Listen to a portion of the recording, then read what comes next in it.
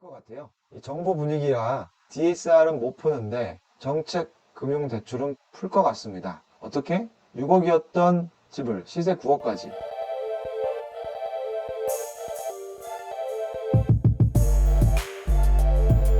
대관절 월드 대관절입니다.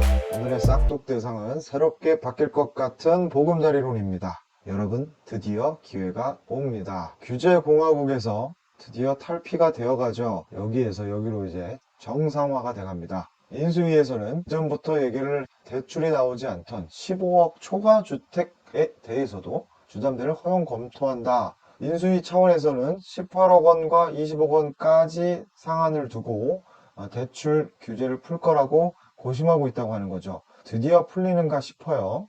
윤석열 대통령이 주요 부동산 공약 중에 대다수 공약들은 다른 유튜버님들이 다뤘지만 오늘은 생애 최초 대출 관련된 부분에 집중하겠습니다. 생애 최초 주택구매 LTV 80%로 인상, 이거는 할 것 같습니다.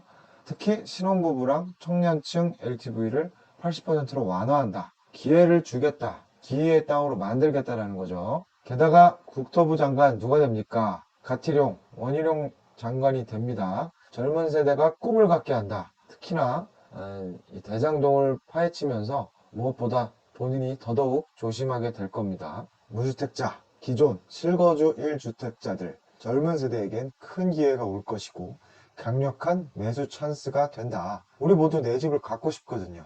근데 물가가 미쳤죠? 동네 슈퍼만 가도 미친 물가 상승을 느낄 수가 있어요.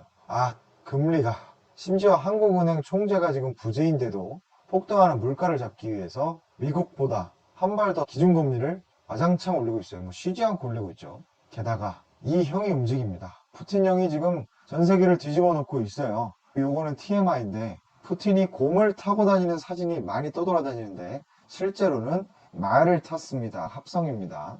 전쟁까지 일어나다 보니 전 세계적으로 유가까지 치솟죠. 기름값까지 이렇게 오릅니다.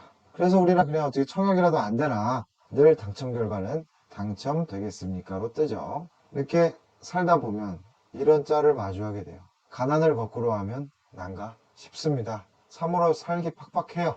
게다가 대출까지 DSR 규제 푸나 싶더니만 인수위 차원에서도 DSR 규제는 가계부채 차원에서 완화하지 않는다. 그럼 남은 희망이 뭘까요? 없게 느껴집니다. DSR의 진짜 뜻은 실제로는 돈 없으면 사지 마라, 이렇게 생각을 하면 돼요. 그런데 여기 희망이 하나 있죠. 보금자리론은 DSR 규제 제외입니다. 요거에 대해서 살펴보겠습니다. 정책금융상품, 보금자리론도 있고 디딤돌도 있죠. 이 상품은 대출 규제 완화를 달성할 수단으로 부상하고 있어요. 인수위 차원이나 차기 정부에서도 갑자기 대출을 다 풀어주면 이게 잘못된 시그널로 시장이 인식을 해서 집값을 잡기는커녕 더 폭증하는 현상이 눈에 보이거든요. 그러다 보니까 현실적으로 풀 수 있는 것만 풀자. 근데 그 풀 수 있는 게 이 생애 첫 주택 구입자들, 아니면은 보금자리론 같이 정책금융 상품을 활용할 수 있는 자들에 대한 거죠. 실제로도 80%, 70%까지는 기회를 줄 것 같습니다. 아주 다행입니다. 보금자리론은 작년에도 DSR 규제 안 받는다라고 주목이 됐고 수도권 6억의 아파트들이 인기가 좀 많았습니다. 보금자리론 지난 영상 여기 우측 보이겠지만 자세히 다뤘지만 한 번 더 짚고 넘어가겠습니다. 무주택자뿐만 아니라 1주택자도 가능합니다. 갈아타기 가능하다는 얘기고요. 1주택자면 1년 이내 처분을 해야겠죠. 소득 조건입니다. 신혼부부는 8,500인데 일반적인 부부 소득 한도는 7천만 원까지고요. 개인 기준으로도 7천만 원입니다. 그리고 집은 6억 원 이하여야지만 하고, 이것은 매매가 KB시세 평가액 이 중에 하나라도 6억을 초과하면 안 됩니다. 아쉽죠? 그래도 조금 늘어서 3억 6천만 원까지는 작년 21년 6월부터 한도가 조금 늘었습니다. 그럼 현재 금리가 어떤지 한번 짚어보겠습니다. 작년 11월 영상이랑은 많이 달라졌어요. 긴급 속보급으로 확인된 자료는 무려 직전 금리에서 0.45%포인트나 인상했습니다. 5월달 기준이고요. 우리 모두는 아낌이 보금자리론을 받아요. 보통 최증식 분할상환이 되는 30년을 많이 받는데 깜짝 놀랐어요. 4.25%입니다. 아무리 고정금리라지만 인상폭이 너무 높았어요.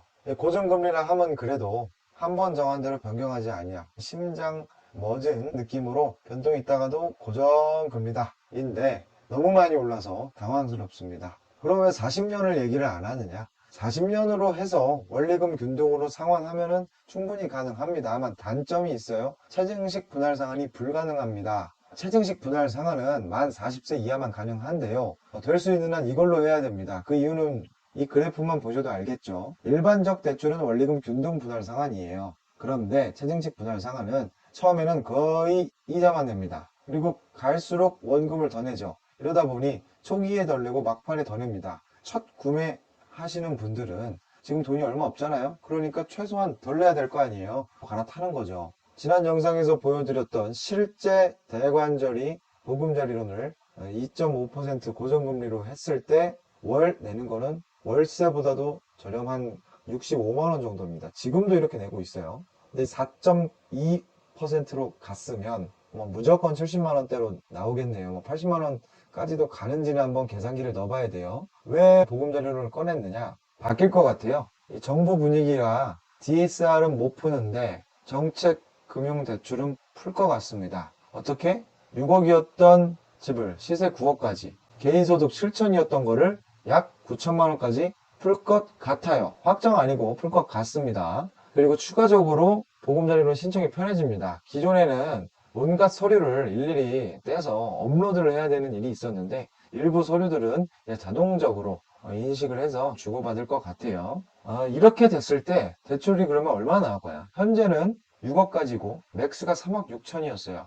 근데 LTV를 70%로 넣어보면 9억 기준 하면 6.3억까지도 나올 수 있다는 가정이 되고요. 만에 하나 생애 최초 기준으로 LTV를 80% 적용한다. 그럼 무려 7.2억까지 대출이 나온다는 계산인데 실제로 이렇게까지 나올지는 모르겠어요. 어떻게 보면 이것도 잘못된 시그널로 들어가니까 현실적으로는 보금자리론이 완화된다면 9억 기준으로 가고 70% 선에서 또 실거주 요건이 붙겠죠. 6.3억까지는 대출이 나오지 않을까라고 조심스럽게 전망합니다. 그럼 왜 9억이냐? 대관절이 뭔데 9억을 정하느냐?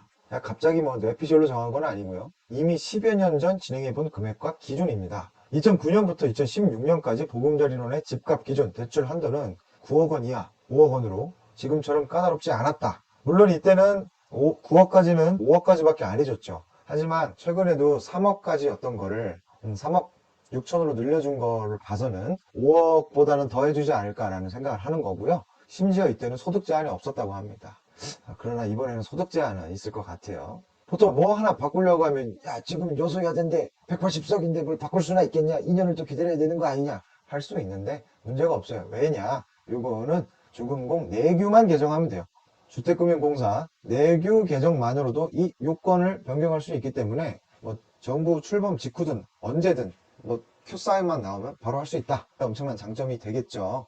미리 예측하고 움직이는 것도 방법일 수 있어요. 늦게 움직이다 보면 늘 내가 먹으려던 소중한 샌드위치도 이렇게 매가 낚아채갑니다. 그리고 주위에서 늘 안 좋은 소리, 용기를 깎아먹는 소리를 할 거예요. 이런 식으로 영원한 행복을 얻으려면 어떻게 해야 하나요? 바보들과 다투지 않아야 합니다. 전 그렇게 생각하지 않습니다. 네, 당신 말이 옳습니다. 본인이 어떠한 방향을 정했다라면 주위에 이런 말이 있으면 가볍게 스킵해 주시고 이렇게 샌드위치 뺏기지 않도록 앞으로 나아가셔야 됩니다. 나빴던 건 타이밍이 아니고요.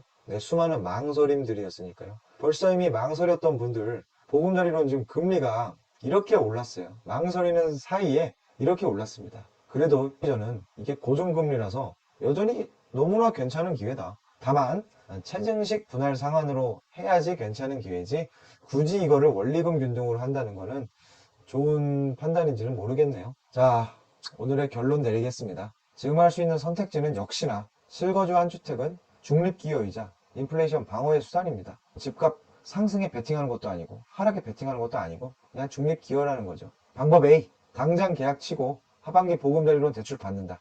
대출 받으려면 계약서가 있어야 됩니다. 잔금 시점은 매도자랑 매수자가 합의를 할 수 있지만 대출 신청은 계약서가 있어야 하기 때문이죠. 방법 B, 비트코인.